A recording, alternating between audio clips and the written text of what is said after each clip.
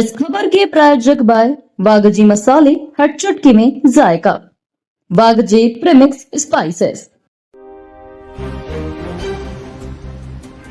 मध्य प्रदेश शासन एवं जिला प्रशासन द्वारा सन 2025-26 के लिए जारी प्रस्तावित गाइडलाइन को लेकर शहर कांग्रेस अध्यक्ष सुरजीत सिंह चड्ढा एवं प्रदेश प्रवक्ता प्रमोद द्विवेदी के नेतृत्व में कांग्रेस का एक प्रतिनिधित्व मंडल वरिष्ठ जिला पंजीयक से मिला। इस अवसर पर अधिवक्ता प्रमोद द्विवेदी ने आपत्ति पत्र में सुझाव देते हुए बताया कि मध्य प्रदेश की गंदी बस्ती क्षेत्र अधिनियम 1976 की धारा 3 के अंतर्गत सक्षम प्राधिकारी द्वारा घोषित गंदी बस्तियों में 40 वर्ग मीटर के भूखंडों का मूल्यांकन एवं 35 वर्ग मीटर तक के भवनों का मूल्यांकन 50% ही हो तथा गंदी बस्तियों की सूची जारी करने का सुझाव दिया गया। कांग्रेस नेताओं ने marriage garden, nursing home, school एवं होटल में के विक्रय होने पर अर्ध व्यावसायिक मानवकर आवासीय निर्माण पर दर का 50% मूल्यांकन मान्य करने की मांग की। हाँ, अभी शहर कांग्रेस कमेटी की ओर से ज्ञापन दिया गया है कलेक्टर महोदय के नाम से और संयोजक जिला मूल्यांकन समिति के नाम से। इसको हम कलेक्टर महोदय के संज्ञान में लाएंगे। कुछ बिंदु इसमें राज्य स्तरीय हैं तो उसके लिए महानिरीक्षक महोदय को ये भेजे जाएंगे। सारे सुझावों पर विचार करके यथोचित निर्णय लिया जाएगा। क्या मांगे रखी हैं, क्या जो मांगे थी प्रमुख मांगे कौन सी? प्रमुख मांगे ये हैं कि एक तो गंदी बस्ती में ग्रीन बेल्ट में चूंकि प्रॉपर्टी के रेट कम रहते हैं तो उस पर कुछ छूट दी जाए। औद्योगिक चूंकि सरकार की नीति है औद्योगिकरण को बढ़ावा देने की, तो उद्योगों में छूट को बढ़ावा दिया जाए।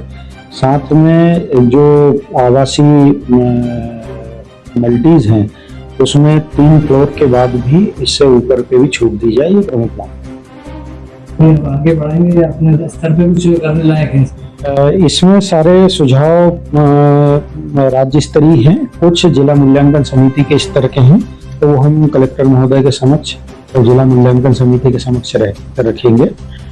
चूंकि ये पूरा निर्णय समितियों द्वारा लिया जाता है, इसलिए सारे निर्णय जो है वो कमेटी के सामने प्रस्तुत किए जाएंगे। सारे प्रस्ताव ज्ञापन दिया गया मूल्यांकन समिति के, कुछ प्रस्ताव भी रखे हैं अपने, किस तरह के प्रस्ताव रखे? हमने ज्ञापन भी दिया है। आपत्ति और सुझाव मांगे गए थे कांग्रेस की तरफ से, उस पर विधिवत आपत्तियां भी उठाई गई हैं और सुझाव भी दिए गए हैं।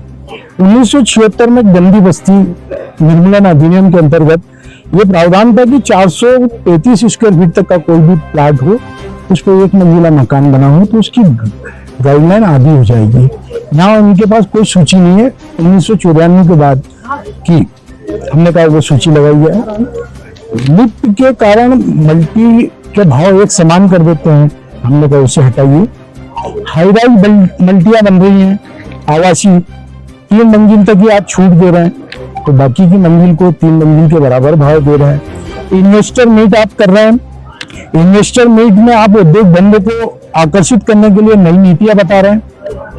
118 प्रकार के उद्योग जिसमें सैनिटरी, टिम्बर मार्केट, एल्युमिनियम, लोहा, ये सारे उद्योग चलते हैं।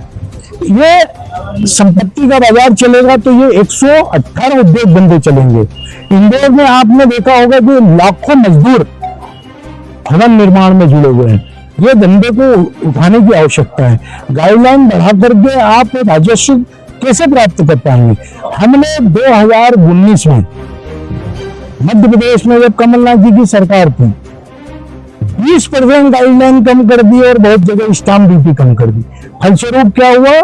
कोरोना समय में भी 200 करोड़ से अधिक का राजस्व अधिक मिला और लॉकडाउन भी लगा था।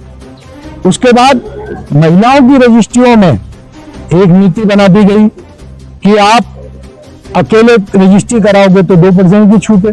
हमारे समय यह नीति बनी थी कि दोनों अगर संयुक्त रूप से कर रहा है तो महिला के हिस्से पर छूट गई।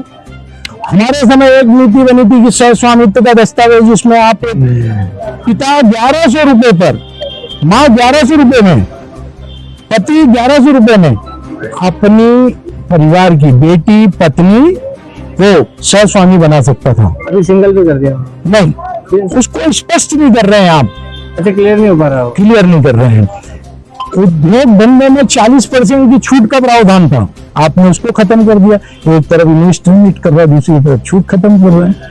तो कमर्शियल को आप छूट दे रहे हैं मल्टी में, तो रेसिडेंशियल की भी गणना कीजिए कि छठी मंजिल से ऊपर बन गई है। इस प्रकार से हमने सकारात्मक सुझाव दिए हैं। और गरीब वर्ग के लिए पिछले दरवाजे से जो आपने बंद करे हैं दरवाजे, उस दरवाजे को खोलने की आवश्यकता है, क्योंकि मध्य प्रदेश में 2003 के बाद एक भी गंदी बस्ती की सूची आपने जारी नहीं करी है।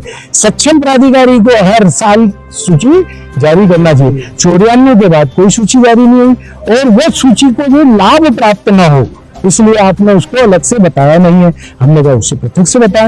ये नहीं बताएंगे तो 10 दिन बाद हम उसकी सूची विधिवत आप लोगों के बीच में डालेंगे। अभी आपने जब ये कोई दिया है सुझाव, और ये तो क्या आगे में आश्वासन दिया? सुझाव है, आपत्ति है, वो आश्वासन थोड़ी देंगे, ऊपर तक विचार पे जाएगा।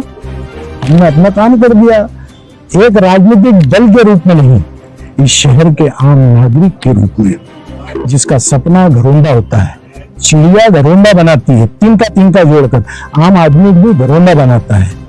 उसको पनाह मिले कानूनी, उसके दस्तावेज कानूनी रूप से पूर्ण बने, इसलिए हमने पहल की है। और हम हर रचनात्मक पहल में, हर विभाग में दमदारी के साथ जनता की बात रखेंगे। पिछले 10 साल से अभी तक उन्होंने